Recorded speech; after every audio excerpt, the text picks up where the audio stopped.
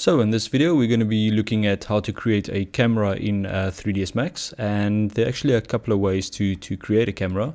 First of all, go to rendering, render setup, and make sure that your output size is set to HD TV or 1920 by 1080. Close that, and then what you can do is let's just create a quick scene here, just like a floor and maybe a box in the middle. The easiest way to create a camera from your perspective view is, let's say you move your perspective view around and you kind of like this angle. What you can do, you can go to create here at the top, go to cameras, and then click on create camera from view. And you'll see it will automatically create a camera with this view, and it will also change this viewport to that camera so that you're actually looking through that camera. So what you can do now, you can take the hand here at the bottom, which is struck camera, and if you move this view around, you'll actually see in the other viewports that your camera is also moving around. Next to that, we've got orbit camera. So if you click on that and you drag around your scene, you'll see that your camera will be orbiting around that point. And then you've got this icon here, which is field of view, and that will actually change the field of view, so wide angle and more of a long lens. And the top one is dolly, so that will actually move your camera back and forward like that.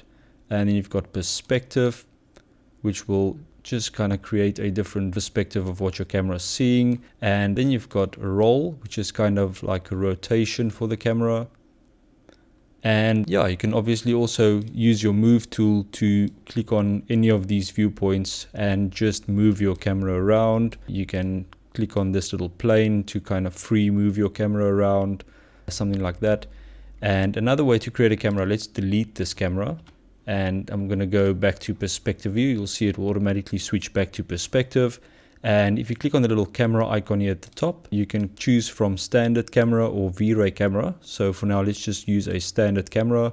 And if you click on target, you can click and drag, and that will actually create a camera for you. So now we're still in perspective view here. You can see there's the camera. And if you want to change this view to look through that camera, you can right click on perspective, cameras, and camera 1, and it will automatically look through that camera in this viewport. Let's quickly look at the V-Ray camera. So I'm going to delete this camera, and I'm going to go down to cameras again, and let's click the drop down and select V-Ray. And then I'm going to create a V-Ray physical camera, which is this button here.